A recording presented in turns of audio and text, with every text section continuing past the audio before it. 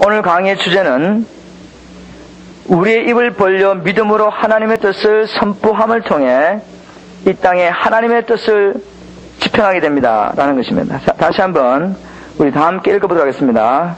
주제, 우리의 입을 벌려 믿음으로 하나님의 뜻을 선포함을 통해 이 땅에 하나님의 뜻을 집행하게 됩니다. 이 말씀을 가지고 오늘 함께 하나님의 말씀을 나눠보도록 하겠습니다. 우리는 지난주에 하나님의 나라라는 제목으로 말씀을 나누면서 예수를 믿는 저와 여러분은 하나님의 뜻을 집행하기 위해서, 하나님의 뜻을 집행하며 또한 하나님의 나라를 이루기 위해서 이 땅에 보냄을 받은 자들이라는 것을 살펴보았습니다. 우리는 이 땅에 하나님의 뜻을 집행하며 하나님의 나라를 이루기 위해서 하나님으로부터 보냄을 받은 자들입니다. 오늘은 좀 더 구체적으로, 그럼 어떻게 우리가 하나님의 뜻을 집행하며 하나님의 나라를 이루기 위해서 이 땅을 보냄을 받았는데 어떻게 구체적으로 이 땅에서 하나님의 뜻을 집행할 수 있습니까? 하는 문제를 함께 살펴보도록 하겠습니다. 결론적으로 먼저 말씀드리면은 오늘 주제와 같습니다. 우리는 우리의 입을 벌려 믿음으로 하나님의 뜻을 선포함을 통해서 이 땅에서 하나님의 뜻을 집행하게 됩니다. 그러므로 우리가 이 땅에서 하나님의 뜻을 효과적으로 집행하기 위해서 먼저 선포의 원리가 무엇인가 하는 것을 알아야 됩니다. 우리가 선포함을 통해서 하나님의 뜻을 선포함을 통해서 하나님의 뜻을 집행하게 되는데 우리가 효과적으로 하나님의 뜻을 집행하기 위해서 선포의 원리가 뭔가 하는 것을 알아야 됩니다. 성경을 통해서. 그래서 오늘 여러분들이 선포의 원리가 뭔가 하는 것을 깨닫게 되고 이 선포의 원리를 이해하시면서 하나님의 뜻을 입으로 선포하게 됐을 때 정말 하나님의 뜻을 집행하게 되고 그래서 하나님의 나라가 여러분의 삶 속에, 가정과 교회 속에, 사회 속에 임하는 것을 보게 될 것입니다. 첫 번째, 선포의 원리를 깨달을 때 믿음으로 하나님의 뜻을 집행할 수 있게 됩니다. 하나님의 뜻을 집행하려면 선포의 원리를 깨달으셔야 됩니다. 선포의 원리를 깨달을 때 믿음으로 하나님의 뜻을 집행하게 됩니다. 그럼 먼저 선포의 원리의 정의부터 함께 살펴보도록 하겠습니다. 이사야 55장 11절 말씀을 통해서 선포의 원리를 찾을 수 있습니다. 물론 이 말씀은 하나님께 적용되는 말씀입니다. 하나님께서 말씀하시기를 내 입에서 나가는 말도 헛되이 내게로 돌아오지 아니하고 나의 뜻을 이루며 나의 명하에 보낸 일에 형통하리라. 하나님께서 이렇게 이사야를 통해서 말씀하셨습니다. 내 입에서 한번 말이 나가면은 그 말이 그냥 돌아오지 아니하고 하나님의 뜻을 이루며 말을 통해서 하나님께서 뜻을 이루시며 하나님의 명하에 보내시는 형통하게 될 것이다. 쉽게 말하면 하나님께서 말씀을 한번 선포하시면은 그 말하는 것을 따라 하나님의 뜻이 이루어진다는 말입니다. 그 선포의 원리를 이렇게 1차적으로 정의를 한번 내려보도록 하겠습니다. 하나님과 관련하여서 선포의 원리란 하나님이 무언가 입으로 선포하실 때 선포한 말을 따라 역사가 일어나는 원리입니다. 너무 중요하기 때문에 다시 한번 읽어보도록 하겠습니다. 선포의 원리란 하나님이 무언가 입으로, 하나님의 입으로 선포하실 때, 말씀을 선포하실 때 선포한 말을 따라 역사가 일어나는 원리입니다. 하나님 바로 이 선포의 원리를 따라 천지를 창조하셨다는 것을 우리는 창세기를 통해서 잘 알 수 있습니다. 창세기 보면은 이런 말씀으로 가득해 있습니다. 하나님께서 첫째 날, 둘째 날, 셋째 날, 여섯째 날 하나님께서 하나님이 하늘과 땅에 있는 피조물을 창조하실 때, 천지를 창조하실 때 이 선포의 원리를 따라 창조하셨습니다. 창세기 1장 3절에 보니까 하나님이 가라사대 빛이 있으라 하심에, 말씀하심에 그 말씀하신 걸 따라 빛이 있었고 라고 기록하고 있습니다. 하나님이 가라사대 빛이 있으라 하심에 빛이 있었고 하나님 말씀하심에 하나님의 말씀이 입에서 나가서 하나님 말씀하신 것을 따라 빛이 창조되었습니다. 하나님은 이렇게 말씀하심을 통해서 하나님의 뜻을 이루셨습니다. 하나님은 하늘과 땅을 창조하실 뿐만 아니라 하늘과 땅에 충만한 피조물들을 바로 이렇게 말씀을 선포하심으로 창조하셨습니다. 창세기 1장을 보면 전부 그렇게 창조하셨습니다. 궁창에 있으라, 새가 있으라, 육축에 나는 육축의 모든 식물과 동물들이 있으라 이렇게 말씀하실 때 하나님의 말씀을 따라 모든 피조물들이 창조되었습니다. 자, 그러면 우리는 이제 두 번째 질문 이렇게 봐야 됩니다. 이 선포의 원리를 사람에게도 적용할 수 있겠습니까? 바로 이것을 여러분과 함께 나누기 위해서 먼저 이 선포의 원리가 하나님으로부터 시작됐다는 것을 여러분과 함께 이제까지 나눴습니다. 하나님께 적용되는 이 선포의 원리, 하나님의 무언가를 선포하실 때 그 선포하신 말을 따라 역사라는 이 원리가 사람에게도 적용할 수 있는 원리입니까? 즉 사람이 무언가를 선포할 때도 선포한 말을 따라 역사가 일어나느냐 하는 것입니다. 저는 성경을 통해 그렇습니다라는 확증을 얻게 되었습니다. 이제부터 저와 함께 하나님의 말씀을 살펴보면서 참으로 그것이 성경적인 가능성을 살펴보도록 하겠습니다. 여러분들이 모든 것을 말씀을 통해서 확인해 봐야 됩니다. 그리고 정말 말씀이 그렇게 말씀하셨으면 확신을 가지고 그 원리를 사용하실 때 여러분의 삶 속에 놀라운 역사가 일어납니다. 큰 두 번째 보겠습니다. 성경은 하나님께서 사람에게 주신 혀의 권세에 대해서 이렇게 가르치고 있습니다. 혀의 권세. 성경은 사람도 입으로 무언가를 선포할 때 선포한 것을 따라 역사가 일어난다고 분명히 가르치고 있습니다. 사람에게 선포의 원리를 적용할 수 있는 근거로서 저는 하나님이 사람을 자기 형상을 따라 창조하셨다 하는 이 말씀을 통해서 한번 찾아보도록 하겠습니다. 하나님께 적용했던 우리 그 원리가 사람에도 적용할 수 있는가? 그 첫 번째 성경적인 근거로서는 창세기 1장 26절을 찾아봤습니다. 창세기 1장 26절에 하나님이 가라사대 우리의 형상을 따라 우리의 모양대로 우리가 사람을 만들고 모든 것을 다스리게 하자. 이 말씀을 통해서 그게 제가 타이프를 잘못 쳤는데 성경은 하나님이 아니고 사람이 하나님의 형상을 따라 찜을 받았다고 가르치고 있습니다. 라고 쓰시면 됩니다. 성경은 사람이 하나님의 형상을 따라 찜을 받았다고 가르치고 있습니다. 자, 하나님의 형상을 따라 찜을 받았다는 말이 무엇인지 잠깐 한번 살펴보도록 하겠습니다. 우리말로 형상이라고 번역된 히브리어는 트셀렘이라는 단어입니다. 히브리어로. 형상이라는 말이 트셀렘이라는 말을 형상의 말로 번역했습니다. 이 트셀렘이라는 말은 그 말의 뜻이 그림자, shadow 또는 환영, illusion이라는 의미가 가졌습니다. 환영, 그림자 이런 말 의미가 있습니다. 즉 우리가 하나님의 환영이고 그림자와 같다는 겁니다. 하나님이 사람을 창조하셨는데 사람을 볼 때 다른 피조물들이 하나님의 환영을 보는 것처럼 착각했다는 겁니다. 환영을 본다는 말은 어떤 것을 원래는 그 실체가 아닌데 그것을 보는 것처럼 착각한다는 의미입니다. 실제로 그것이 아닌데 그것을 보는 것 같이 착각하는 것이 바로 환영을 보는 것입니다. 즉 타락하기 전에 아담의 모습은 하나님의 형상을 따라 찜을 받았는데 다른 피조물들이 아담을 쳐다보면서 저기 하나님 있지 않는가 라고 착각할 정도로 그 아담의 모습 속에서 하나님의 영광과 능력이 보였습니다. 바로 사람이 그렇게 놀라운 존재로 찜을 받았습니다. 하나님의 환영을 보는 것처럼 착각할 정도로 다른 피조물이 사람을 볼 때 하나님을 보는 것처럼 착각했다는 겁니다. 그래서 다윗은 성령의 감동으로 시편 8절 5절에서 이렇게 기록하고 있습니다. 저를 하나님보다 조금 못하게 하시고 영광과 존귀로 간을 씌우셨나이다. 다윗이 사람을 볼 때 이렇게 고백했습니다. 하나님께서 사람을 창조하셨는데 하나님보다 조금 못한 대로 창조하셔서 하나님 자신의 영광과 존귀로 간 씌웠다. 그렇게 고백했습니다. 그래서 모든 만물을 그 발 아래 두셨다. 바로 이것이 사람의 모양입니다. 타락하기 전에 하나님께서 사람을 창조하신 원래 모습입니다. 하나님의 형상을 따라 찜을 받은 인간. 그래서 다른 피조물이 사람을 볼 때마다, 사람이 하는 일을 볼 때마다 하나님이 역사하는 것처럼 착각할 정도로, 환영을 보는 것처럼 착각할 정도로 사람은 하나님의 영광과 존귀로 간을 시험을 받았습니다. 하나님께서 왜 사람이 그러면 이런 영광과 존귀로 간을 씌워주셨는가? 다른 피조물이 이 사람을 보면서 하나님의 형상을 보는 것처럼, 하나님을 보는 것처럼 착각할 정도로 왜 이런 영광과 존귀를 주셨는가 하는 것이 창세기 1장 26절 하반부에 나와 있습니다.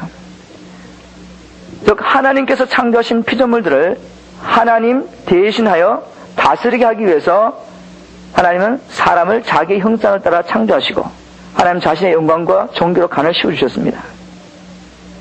이 우주에 하나님과 함께 하나님의 나라를 다스릴 목적으로 기침을 받은 피조물이 사람밖에 없습니다. 천사도 그렇게 창조하지 않으셨어요. 천사도 다스린 자로 창조하지 않았습니다.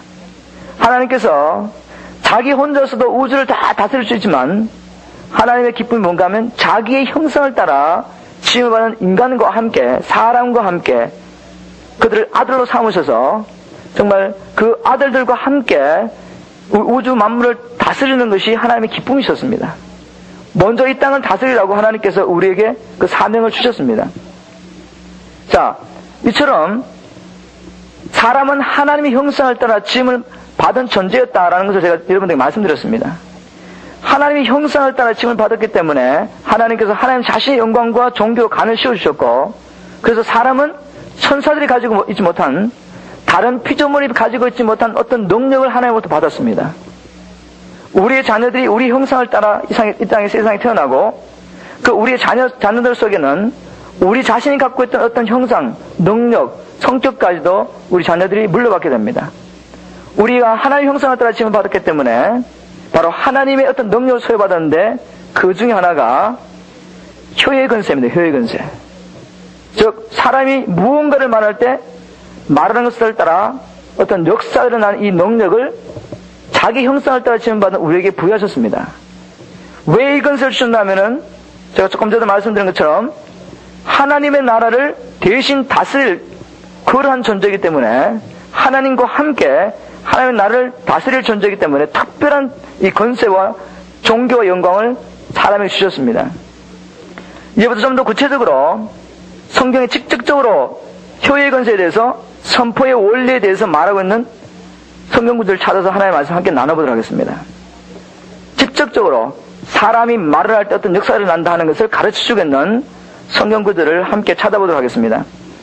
잠언 기자는 효의 권세에 대해서 이렇게 우리에게 가르치겠습니다. 잠언 11장 11절. 성읍은 정직한 자의 추근을 인하여 진흥하고 악한 자의 입을 인하여 무너지니라. 즉, 한 성읍이 오인들의 축복의 기도를 인해서 흥하기도 하고 부흥하기도 하고 또 악한 자의 이 악한 말, 중상모략과 비난의 말, 험담을 통해서 무너질 수 있다 이렇게 말하고 있습니다. 이 원리는 어떤 한 도시뿐만 아니라 개인과 가정과 교회에도 적용할 수 있습니다. 한 사람을 또 한 가정을 한 교회를 우리의 이 혀를 통해서 말을 통해서 부흥하게도 만들 수 있고 또 동일한 이 혀를 통해서 파괴할 수도 있다고 잠언 11장 11절을 통해서 하나님께서 말씀해 주고 계십니다. 만일 우리의 가정이나 우리의 교회 그리고 이 지역 사회가 무너져 있다면은 잠언 11장 11절 말씀을 통해서 보면은 악한 자의 말이 세력을 얻어서 흥했기 때문에 그렇습니다. 의인들이 눌려가지고 축복을 하지 못하고 악한 자들이 건설을 얻고 힘을 얻어서 중상모략하고 불평하고 원망하고 다른 사람을 끌어당기는 말을 함으로 이 사회가 이렇게 무너져 있는 겁니다. 이 지역교회가 무너져 있는 이유도 바로 그 원리입니다. 저는 몇 년 전에 이 원리를 깨닫고 난 다음에 하나님 앞에 하나님 왜 이 지역교회가 서지 못하고 있습니까? 왜 이 지역교회가 이렇게 무너져 있습니까? 하나님 앞에 기도하는 가운데 바로 잠언 11장 11절 말씀을 통해서 하나님께서 바로 이런 이유에서 이 지역교회가 무너졌다는 것을 보여주셨어요. 목회자는 성도들에게 상처를 입고 강단에서 말씀을 통해서 축복의 말보다는 상처를 입히는 말을 하게 되고 또 성도들은 목회자가 실수하는 거 보면서 비방하고 원망하는 말을 하고 비판하고 그래서 그 말들이 우리 각자를 다 무너뜨려 버린 겁니다. 개인도 무너뜨리고 가정도 무너뜨리고 교회도 무너뜨려 버리고 사회도 다 무너뜨려 버렸습니다. 그걸 바라보면서 그러면 하나님 어떻게 이 무너진 우리 가정과 교회와 사회를 또 개인 한 사람 세울 수 있겠습니까? 잠언 11장 11절에 그대로 원리가 나왔습니다. 축복하면 돼요. 축복. 우리가 축복하기 시작하면은 개인도 세움을 받고, 그 다음에 가정도 세움을 받고, 교회도 세움을 받습니다. 근데 문제는 의인들이 이제는 다른 사람을 축복할 수 없을 만큼 눌려있는 게 문제였습니다. 눌려있는 게. 그래서 저는 하나님께서 저에게 선포의 날을 하라는 감동을 주셨습니다. 예수의 이름을 선포하고, 왕계심을 선포하고, 목회자를 축복하고, 성도를 축복하는 겁니다.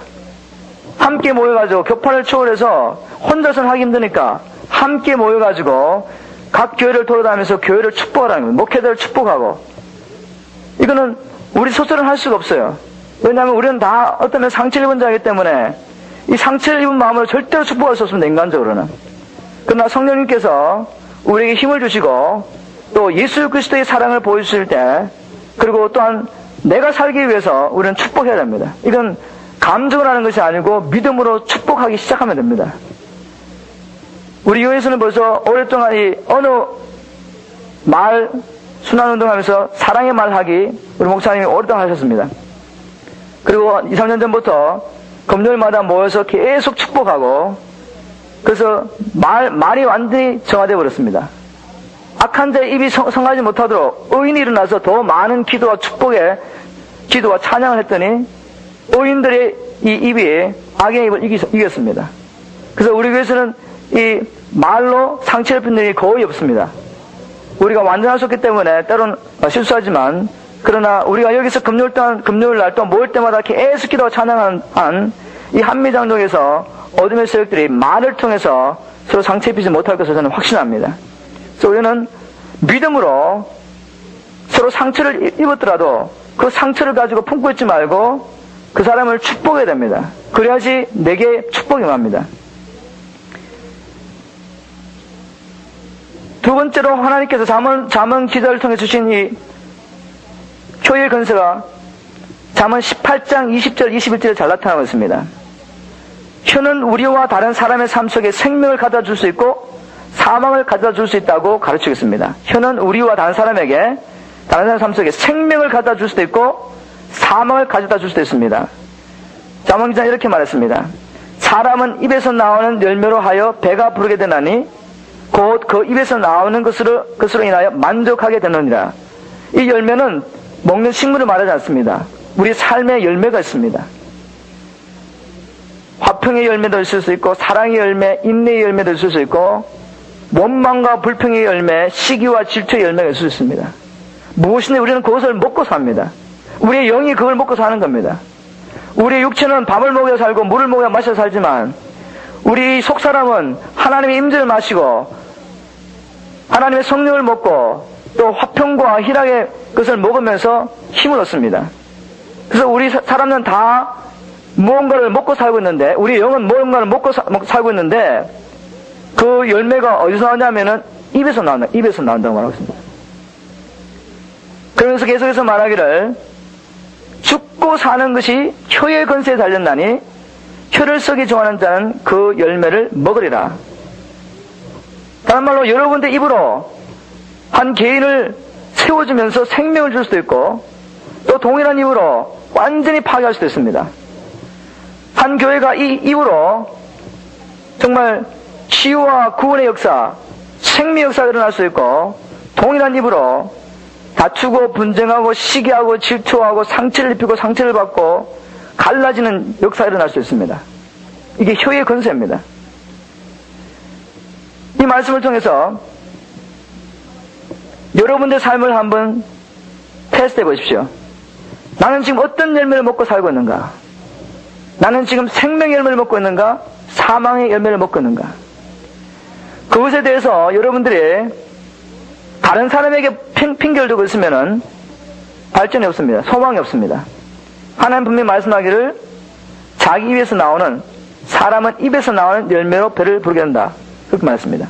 우리가 이 세상에 사는 이상 여러분들이 아무리 하나님의 뜻 가운데서 정말 온전하게 살아도 비난을 받게 되고, 우리 예수님도 정말 하나님 뜻을 행하면서 이 세상을 위해서 죽으러 오셨는데 얼마나 많은 비난과 중상모략을 당했습니까?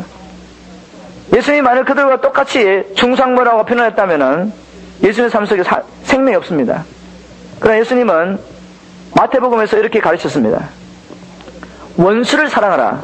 그리고 원수를 위해서 기도하라고 했습니다. 자기를 핍박하는 자를 위해서 기도하라고 말씀하셨습니다. 가르쳐 주셨습니다. 바로 그것이 성도들이 이 땅에서 살 수 있는 유일한 길입니다. 우리는 원수들이 우리 주위에 있습니다.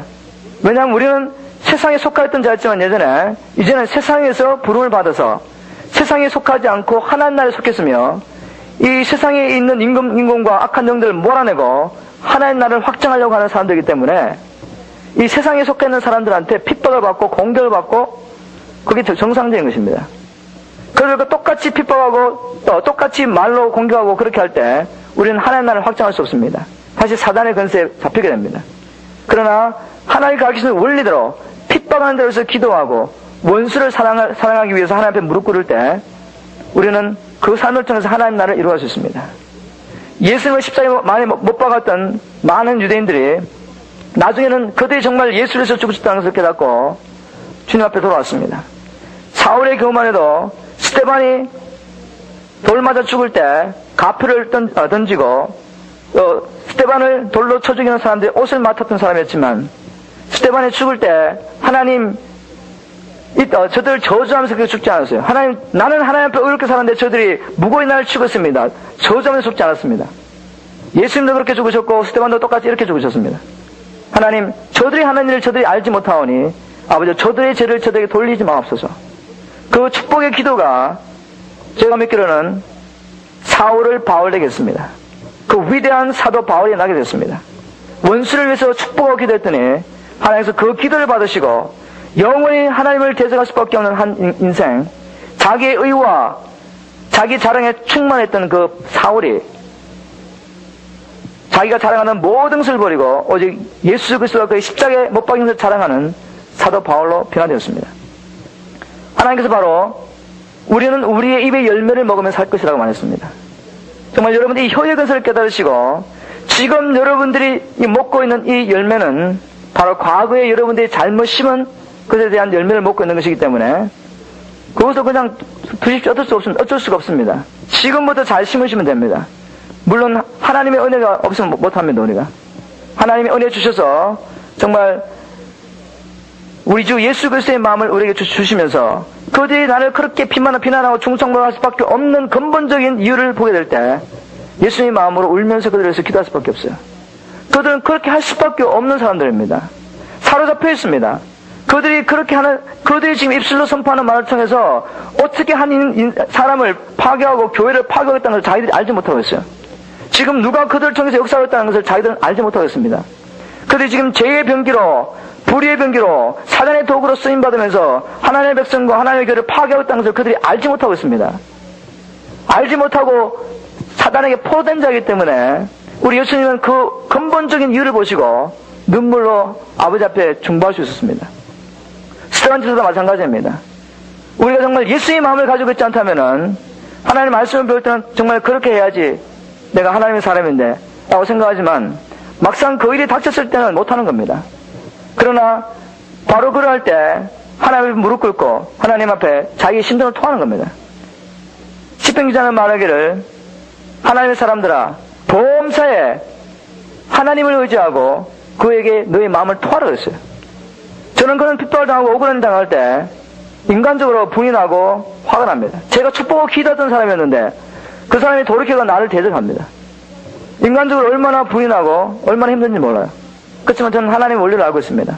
내가 같이 분을 내고 그를 대적하고 정말 그에 대해서 나쁜 말을 할 때 다른 사람들에게 내가 정말 그를 위해서 이렇게 진실된 하나님 앞에 기도하는데 그는 등을 돌려서 지금 나를 대적하고 있다.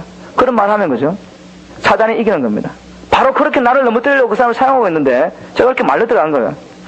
그래서 하나님 앞에 무릎 꿇고 기도합니다. 하나님, 제게 은혜를 주십시오. 제게 맡겨주신 이 사역을 감당할 수 있도록 내가 내 입술을 벌려 하나님 앞에 범죄하지 않도록 제게 파수꾼을 세워주시고 제 입술에 파수꾼을 세워주시고 무엇보다도 제 심령에 이 원통한 심령에 하나님의 통치를 이루십시오. 예수님의 마음으로 채워주시고 주님처럼 저를 불쌍히 여기고 기도하게 도와주십시오. 그래서 이 싸움을 승리하게 하시고 저도 자유케 하고 나도 자유케 되기를 원합니다. 내 심령이 하나님의 나라에 임하고 그래서 내가 저를 위해서 중보할 때 나의 중보를 통해 하나님 저의 나를 핍박하는 저 영혼의 심령 속에도 하나님의 나라에 임해서 아버지 하나님 나라 확장되게 해주십시오. 그렇게 기도할 때 하나님 한 번도 제게 은혜를 안 주신 적이 없어요. 정말 그러한 과정을 통해서 제가 예수님의 형상이 뭔가를 배우게 되었습니다. 예수님의 형상으로 빚어지는 게 무엇인지 이해하게 됐어요. 여러분, 하나님 말씀 배우면서 참 좋구나, 정말 주님의 형상을 닮아 살아야지 하지만 하나님께서 우리가 하나님 정말 주님의 형상을 따라 형상을 닮기를 원하고 주님처럼 살기를 원합니다. 그렇게 기도할 때 그렇게 다듬어 갈 수 있는 환경을 허락하십니다. 철이 철을 연다는 것처럼 하나님이 하나님의 사람을 연다는 것에서 사람을 사용합니다. 사람이 사람을 연다는 겁니다. 사람의 갈등 속에서 정말 그 말씀대로 살 수 없는 나를 발견하게 됩니다. 그렇지만 그 말씀 붙잡고 그 환난 속에서 기도할 때 고난 받기 전에 내가 이 하나님의 말씀을 알지 못했는데 고난을 통해 그 말씀이 참 살아있는 말씀으로 내게 역사하는 것을 보게 됩니다. 정말 고난을 통해서 하나님께서 우리를 빚어가십니다. 제 말의 초점은 이거였습니다. 우리가 말하는 이 말을 통해서 우리의 삶의 열매를 먹고 있습니다. 그래서 이제는 자신만 되겠다는 겁니다. 저와 여러분이 정말 악한 자에게 지지 말고 이 입을 열어서 축복하십시오. 하나님을 찬양하시고 하나님의 통치가 임하게 달라고 선포하십시오. 자, 다합원입니다. 다합원. 큰 두 번째 다합원을 가고 있습니다. 지금 예수님도 혀의 근세에서 이렇게 가르치고 있습니다. 여기서 확실하게 이 선포의 원리가 하나님뿐만 아니라 우리에게도 적용된다는 것을 예수님이 친히 보여주고 계십니다. 눈을 좀 크게 열고 한번 보십시오. 마가복음 11장 22절 24절 말씀 통해서 하나님께 적용된 이 선포의 원리가 사람에게도 하나님의 형상을 따라 지음받은 사람에게도 적용된다는 것을 예수님께서 보여주고 계십니다. 예수님께서 대답하여 저에게 이르시되 하나님을 믿으라. 내가 진실로 너에게 이르노니 누구든지 이 산들어 들려 바다에 던지우라 하며 선포하는 겁니다. 말하는 겁니다. 명령합니다. 그리고 그 말하는 것이 이룰 줄로 믿고 마음에 의심치 아니하면 그대로 되리라. 선포의 원리 정의가 똑같죠? 우리가 무언가를 말하고 말할 때 그 말하는 것을 따라 어떤 일이 이루어진다. 그게 선포의 원리 정의였습니다. 예수님도 똑같은 말씀하고 있습니다. 누구든지 이 산들어 돌려 바다에 던지려 하며 그 말하는 것이 이룰 줄로 믿고 마음에 의심치 아니하면 말한 그대로 되리라고 예수님이 가르치고 계십니다.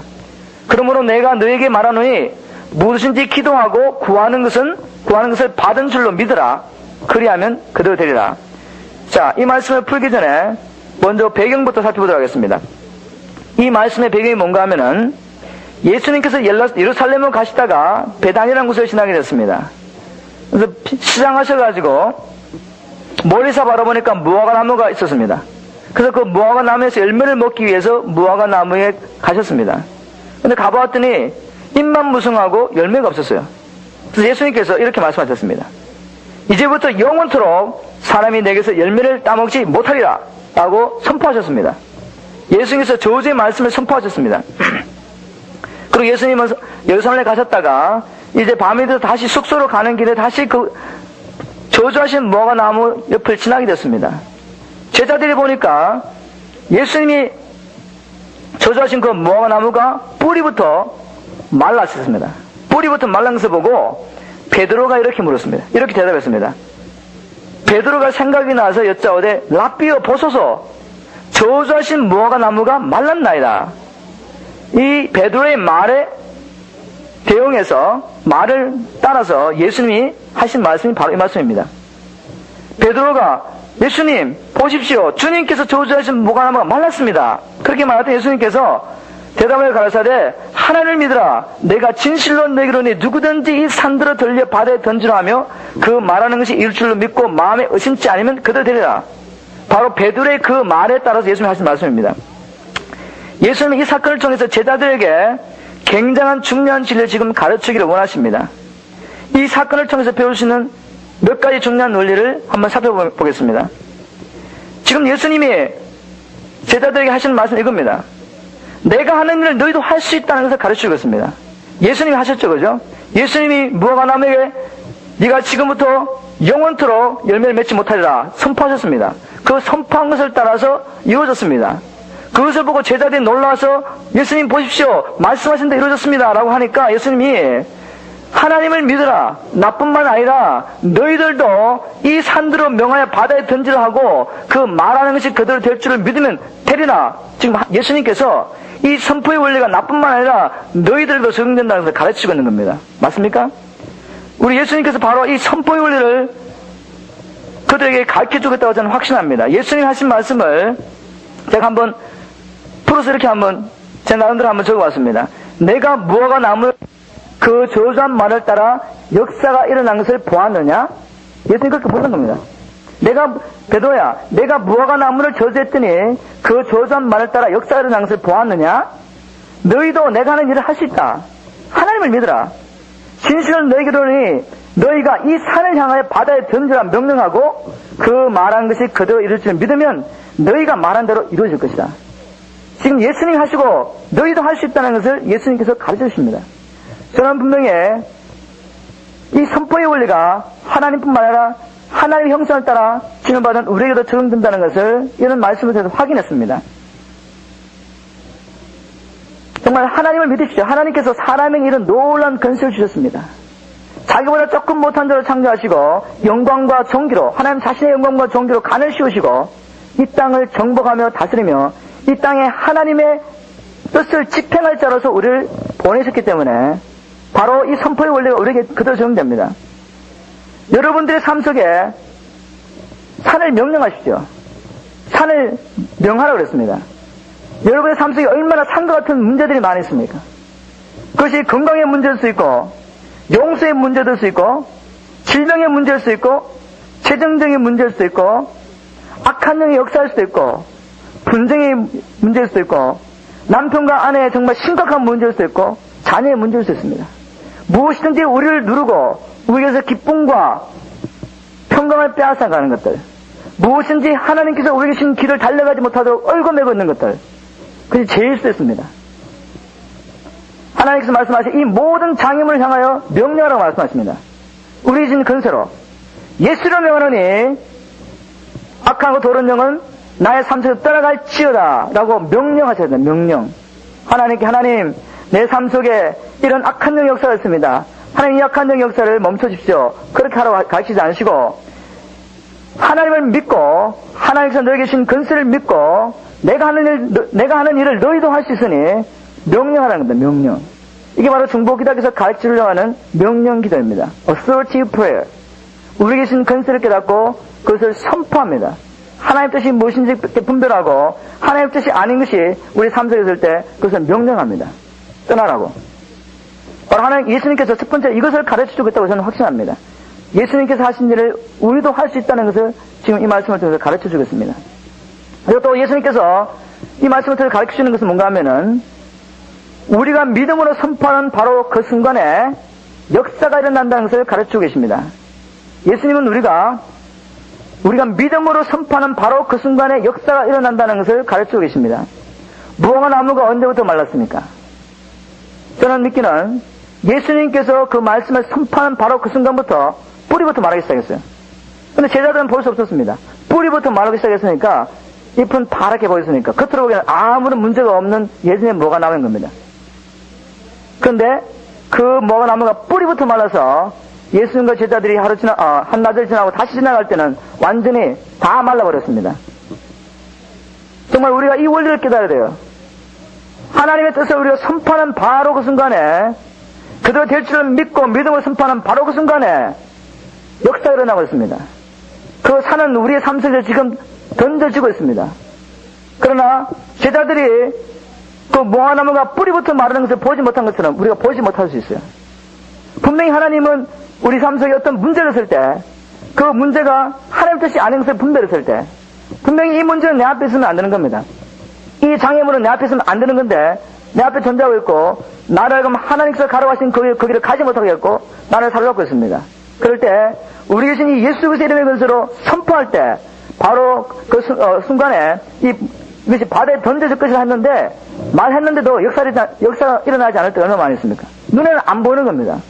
그럴 때 우리가 믿음이 없으면 어떻게 합니까? 더 이상 기대를 못하게 합니다. 나는 안 되는가 보다. 분명히 내가 기도했는데 하나님 말씀대로 선포했는데 하나님 말씀 이렇게 하면 된다 그랬는데 안 되고 있습니다. 어떻게 합니까? 스탑해버려요. 말한 대로 그대로 될 줄 안 믿는 겁니다. 그래서 역사가 일어나지 않아요. 병든 자의 치료에서 기도할 때도 마찬가지입니다. 저는 하나님의 약속의 말씀대로 믿는 자에 대한 표적이 따르니 우리가 귀신을 내어쫓고 새 방언을 말하며 무슨 독을 말지로 해를 받지 않고 뱀을 집으며 손을 얹고 기도한 때 나는 이 말씀 붙잡고 저는 병든 자를 볼 때마다 기도합니다. 병든 자를 보고 기도하는데 바로 그 순간 역사가 안 일어나요. 대부분의 경우. 그래서 저는 계속해서 기도합니다. 처음엔 의심했어요. 아, 나는 안 되는가 봐. 이건 특별한 사람만 하는 거지. 나는 아마 병 고치는 은사가 없어서 안 되는가 보다. 그렇게 생각했어요. 그러나 하나님의 말씀을 계속 연구하면서 그것이 안행을 발견하게 됐습니다.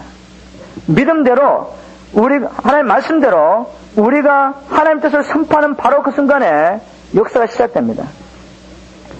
그러나 보지 못하기 때문에 의심하게 되고 그래서 우리가 기도를 멈추고 믿음의 자를 떠나게 될 때 역사는 중단됩니다. 믿음 없이는 하나님을 기쁘시게 할 수 없습니다. 믿음 없이는 결코 하나님의 약속을 받을 수 없습니다. 그러니 마가복음 11장 22절 24절 말씀을 통해서 예수님께서 우리에게 선포의 우리를 가르치시며 무엇이든지 우리가 말하는 것을 따라서 역사가 일어날 것을 믿고 기도하고 있을 때 그대로 될 것을 믿고 또한 말하는 그 순간부터 역사는 시작되고 있습니다. 단지 못 볼 뿐이지. 세 번째로 마가복음 11장 22절 24절 통해서 예수님께서 가르치시는 원리가 있습니다. 이 선포의 원리를 기도에 적용하라고 가르치겠습니다. 선포의 원리를 설명하시고 난 다음에 접속사가 뭡니까? 그러므로 라는 말로 시작됩니다. 그러므로 내가 너에게 말하노니 무엇이든지 기도하고 구하는 것을 받은 줄로 믿으라. 그러면 너에게 그대로 되리라. 즉 예수님께서 이 선포의 원리를 기도에 적용하라고 가르치겠습니다. 선포의 원리를 깨달을 때 우리는 왜 하나님께서 우리의 삶 속에 이런 일을 이루어지기라고 계획하셨지만 우리가 기도해야 하는 것을 알 수 있습니다. 하나님께서 그렇게 하시겠다고 이미 정하셨는데 왜 사람이 기도해야 합니까? 바로 선포의 원리 때문에 그렇습니다.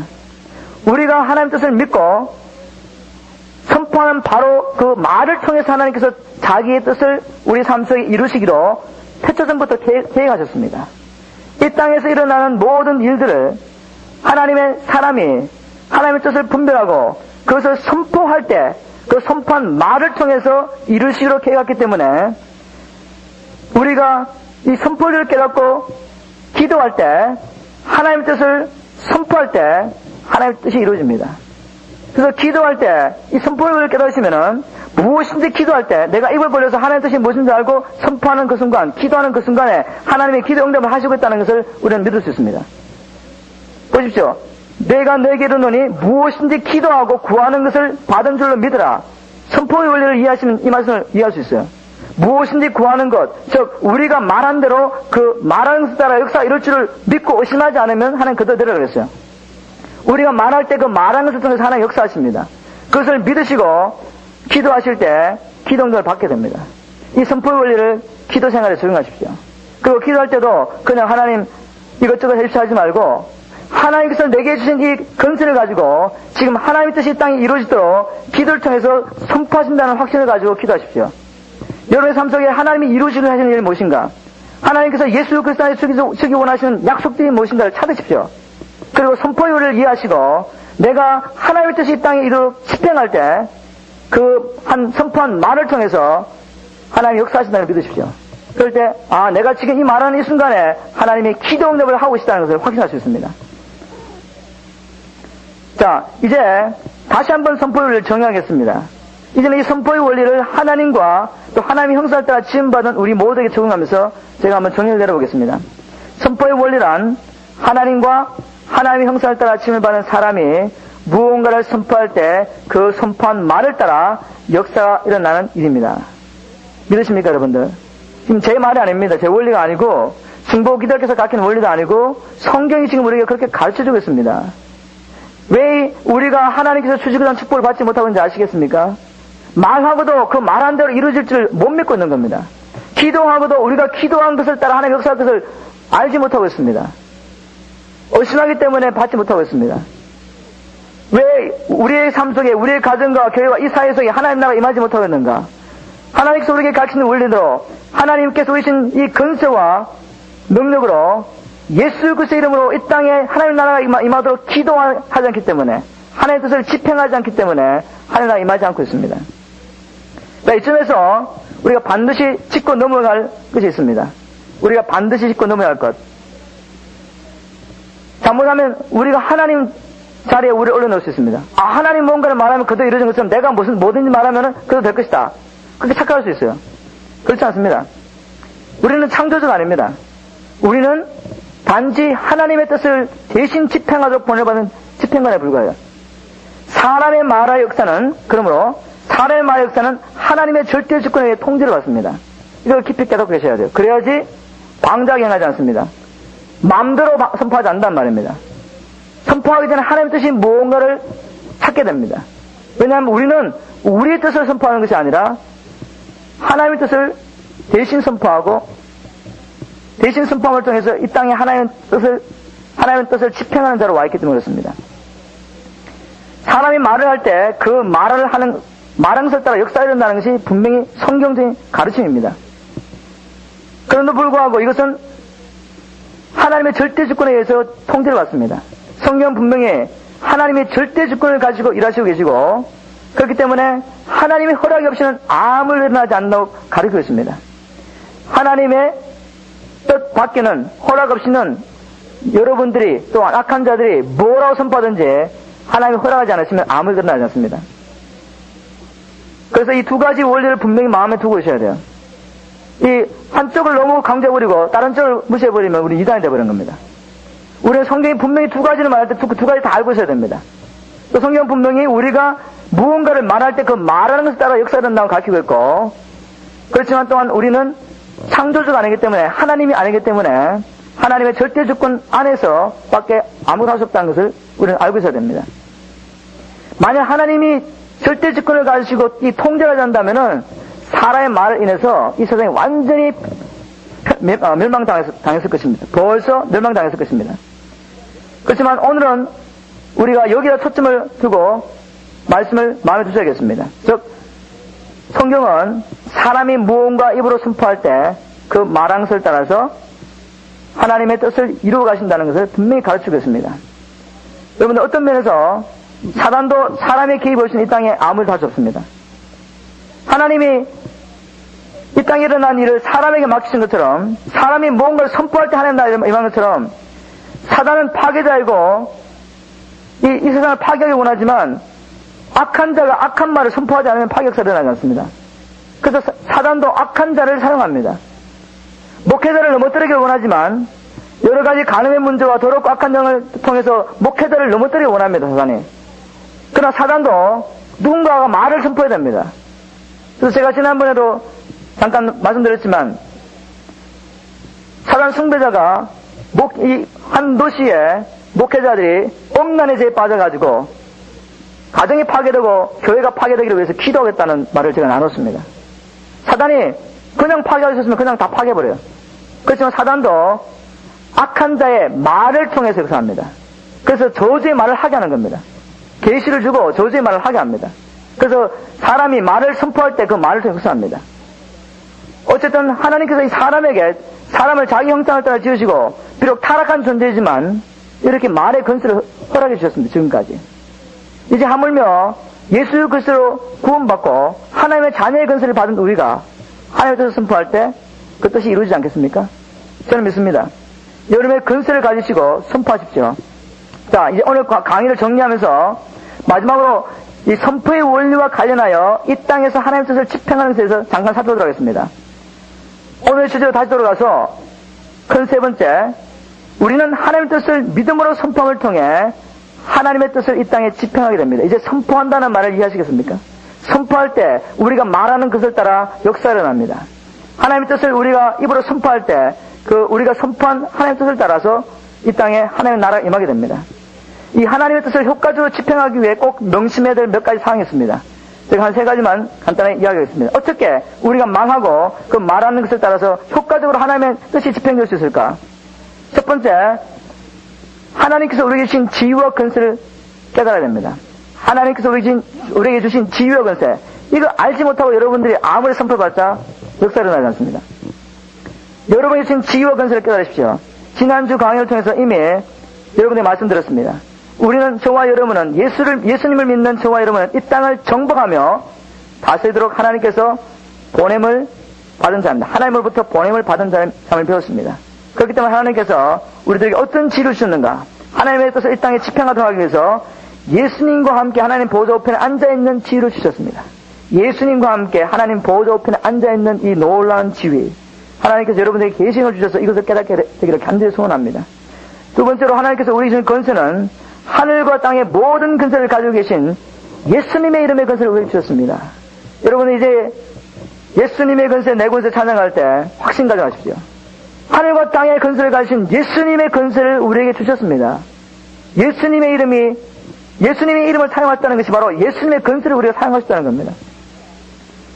그러므로 저와 여러분보다 뛰어난 지위와 권세를 가지고 있는 피조물은 우주에 아무도 없습니다. 저와 여러분보다 뛰어난 피조물은 하나도 없습니다. 하나님은 창조주니까 우리하고 비교할 수 없고 우리는 하나님보다 못한 자로 지음을 받은 피조물입니다. 하나님의 창조하신 어떠한 피조물도 우리보다 뛰어난 자가 없어요. 우리는 예수 그리스도와 함께 하나님 보좌 우편에 앉아있는 이 지위와 또 예수 그리스도의 이름의 권세를 사용할 수 있는 예수님의 이름의 권세를 갖고 있기 때문에 이 우주에 하나님 외에 피조를 받은 피조물 중에 우리보다 뛰어난 자가 없습니다. 하나님 정말 하나님 자신의 영광과 존귀로 우리를 관시우셨습니다. 이 지위와 권세를 알아야 됩니다. 만일 미국의 대통령이 자기의 주어진 지위와 권세를 알지 못한다면 아무것도 할 수 없어요. 3구를 명할 수 있겠습니까? 해군, 공군, 육군을 명령할 수 있겠습니까?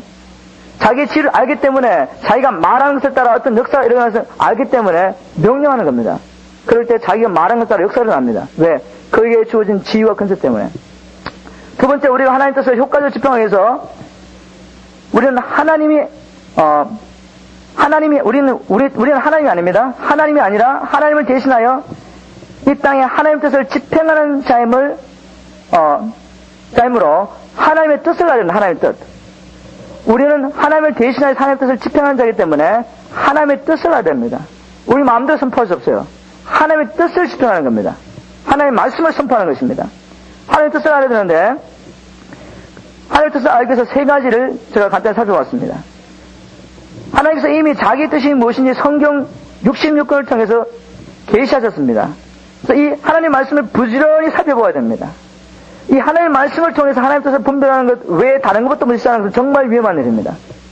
하나님의 말씀을 부지런히 연구하십시오. 그래서 하나님의 뜻이 무엇인지, 하나님께서 나의 입술을 통해서 무엇을 선포하기를 원하시는지 이런 부지런히 찾으셔야 됩니다. 그리고 두 번째로 정시에 그리고 무시로 기도하면서 성령의 인도를 받으셔야 됩니다. 성령의 인도. 정말 저는 하나님 앞에 날마다 하나님 앞에 아무리 바쁜 일이 있더라도 하나님 앞에서 하나님의 기도하는 훈련을 지금 받고 있습니다. 어떤 때는 정말 1시간, 2시간 찬양하는데도 하나님이 전혀 감동을 안 주실 때가 있어요. 그럴 때 제가 왜 기도하느냐면은, 그리고 찬양하는 사람을 기다린다면, 하나님, 제가 만약 하나님의 인도를 받지 못한다면은 제 계획과 제 생각으로 나의 일을 할 수밖에 없습니다. 내가 내 뜻을 행할 때는 하나님이 나와 함께 하지 않습니다. 정말 하나님의 사람에게 가장 불행이 있다면은 하나님이 일을 한다고 하면서도 하나님의 성령의 능력이 없을 때 얼마나 답답한지 모릅니다. 정말 불행한 것입니다. 그거보다도 비참한 일이 없어요. 그래서 하나님 앞에, 하나님, 내가 내 뜻을 행하지 않도록 도와주십시오. 그 하나님의 뜻을 부지런히 찾기 위해서 앉아있는 겁니다.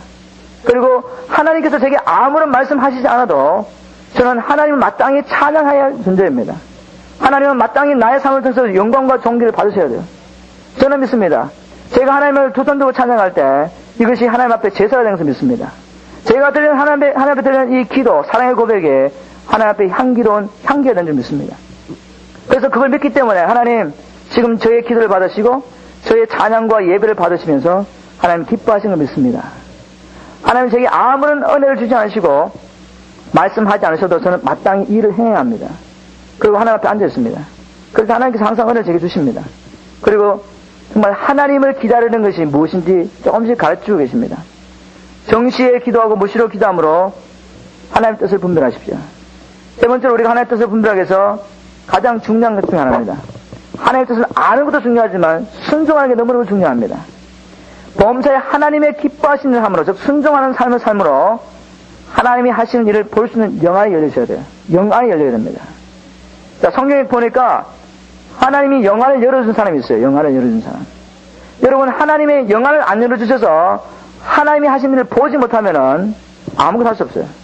아무것도 선포할 수 없습니다. 선포하고도 아무런 일이 나지 않습니다. 하나님이 누구의 영안을 열어준지 한번 보겠습니다. 요한복음 5장 19절 20절에 아버지 하나님께서 예수님의 영안을 열어주시는데 이렇게 기록하고 있습니다. 예수님께서 이렇게 고백하고 있습니다. 요한복음 5장 19절 22절 내가 진실로 진실로 너에게 이르노니 아들이 아버지의 하시는 일을 보지 않고는 아무것도 스스로 할 수 없느니라. 여러분들 영안이 안 열려가지고 보지 못하면 아무것도 할 수 없습니다. 예수님도 영안을 여시고 아버지가 하시는 것을 보고 그 아버지가 하시는 것을 행했다고 말씀하고 있습니다. 아들이 아버지 하시는 일을 보지 않고는 아무것도 스스로 할 수 없나니 아버지께서 행하시는 그것을 아들도 그와 같이 행하느니라. 아버지께서 아들을 사랑하사 자기의 행하시는 것을 다 아들에게 보이시고 라고 기록하고 있습니다. 아버지께서 누구의 영안을 열어주신다고요? 사랑하는 자의 영안을 열어주십니다. 물론 하나님은 모든 사람을 사랑하십니다. 저와 여러분을 사랑하시고 세상을 사랑하셔서 독생자를 주셨다고 성경은 말하고 있습니다. 그러나 또한 성경은 하나님께서 사랑하셔서 영안을 열어주는 사람을 따로 구별하고 있습니다. 그러면 하나님께서 사랑하셔서 영안을 열어주는 사람이 누군가? 요한복음 14장 21절에 나옵니다. 나의 계명을 가지고 지키는 자라야 나를 사랑하는 자니 나를 사랑하는 자는 내 아버지께 사랑을 받을 것이요 나도 그를 사랑하여 그에게 나를 나타내리라. 하나님 누구의 영안을 열어주십니까? 하나님을 사랑함으로 순종을 사는 사람. 그 사람의 눈을 열어주십니다. 우리 예수님의 영안을 아버지께 열어주셔서 아버지가 하신 일을 하나도 빠짐없이 예수님이 보게 하셨습니다. 왜요? 예수님은 항상 아버지가 기뻐하시는 일, 아버지가 기뻐하시는 일을 행했기 때문에 죽기까지 아버지의 뜻에 순종하셨기 때문에 아버지께서 예수님의 영안을 열어주셔서 이 땅에 사시는 동안에 아버지께서 하신 일을 다 보게 하시고 그 일에 동참하게 하셔서 가는 곳마다 하나님의 능력이 나타났습니다. 영광이 드러났습니다. 이 일을 우리 예수님이 우리를 통해서 이제 하기를 원하십니다. 영안을 여셔야 돼요. 믿음과 겸손 그리고 순종의 삶이 하나님이 하시는 일을 보는 비결입니다. 이렇게 영안을 여시고 이제 정말 하나님이 하신 일을 보시고 그 다음에 마지막으로 이제 집행해야 됩니다. 세 번째 답은 우리에게 주신 지혜와 근세를 믿고 또한 무언가를 선포할 때 그 선포한 것을 따라 반드시 역사가 일어나는 것을 믿어야 됩니다. 믿으셔야 돼요. 이 영안을 열고 보시고 하나님이 지금 이런 일을 하고 계시구나. 하나님께서 말씀을 통해서 이 일을 행하기를 원하신다고 내게 보여주었구나. 여러분들에게 주신 예수 그리스도에 있는 지혜와 근세를 믿으시고 또 선포할 때 우리가 말하는 것을 따라 하나님 역사하시기를 반드시 믿으시고 선포하십시오. 기도를 통해서 선포하십시오. 그럴 때 하나님께서 그대로 이루실 줄 믿습니다. 자, 이제 결론을 내리고 마치겠습니다. 저와 여러분은 이 땅에서 하나님의 뜻을 집행하며 또한 하나님의 나라를 이루도록 보냄을 받은 자들입니다. 우리는 하나님의 뜻을 깨닫고 하나님의 뜻을 믿음으로 선포함을 통해 하나님의 뜻을 이 땅에 집행하게 됩니다. 이게 오늘 주제입니다. 다시 한번 제가 주제 읽어보겠습니다. 우리의 입을 벌려 믿음으로 하나님의 뜻을 선포함을 통해 이 땅에 하나님의 뜻을 집행하게 됩니다. 이걸 마음에 두고 가십시오. 정말 남은 생에 하나님께서 저와 여러분에게 주신 지혜와 근세를 깨닫고 믿음으로 선포함을 통해 이 땅에 하나님의 뜻을 집행하며 하나님의 영광이 가득한 하나님의 나라를 이루어 가시는 저와 여러분 되시기를 예수님의 이름으로 기도합니다. 자, 강의 내용을 토대로 아래 질문에 답변해 보십시오. 이건 실제적인 것이기 때문에 여러분이 시간을 내어서 좀 생각을 해보시면서 적어보십시오. 여러분은 큐티 시간에 제가 한번 읽어보겠습니다. 선포의 원리란 무엇인가? 자기의 말로 정의를 내려보십시오. 하나님과 하나님의 형상을 따라 지음을 받은 사람이 무언가를 선포할 때 그 선포한 말을 따라 어떤 역사가 일어나는 것이 선포의 원리입니다. 두 번째 질문. 잠언 기자는 우리 모두는 혀의 열매를 먹고 산다고 했습니다. 여러분 지금 가정과 교회에서 어떤 열매를 먹고 사십니까? 생명의 열매입니까? 사망의 열매입니까? 오늘 강의를 통해 그 열매의 근본 원인이 그런 열매를 먹고 사시는 근본 원인이 어디 있다고 깨달으십니까? 한번 적어보십시오. 세 번째로 여러분의 교회에서 누구의 말이 지금 세를 얻고 있습니까? 저는 확신합니다. 우리 한미장로교회는 어인의 말이 흥하고 있습니다. 어인들이 자유롭게 지금 목회자를 축복하고 목사님도 또한 성도를 축복하고 있고 우리가 모을 때마다 이 지역교회와 이 지역 잃어버린 영혼을 위해서 기도하고 있습니다. 이제 우리는 어인들의 말이 흥하기 때문에 중상 모략하는 말이 다 막 묶임을 당했습니다. 여러분들 가정의 삶 속에 그리고 여러분들 직장 속에 지금 누구의 말이 흥하고 있는 걸 살펴보시고 만약 악인의 혀가 입이 새를 놓고 있다면 어떻게 이것을 막을 수 있겠습니까? 여러분 더 세게 기도해야 됩니다. 더 세게 찬양해야 됩니다.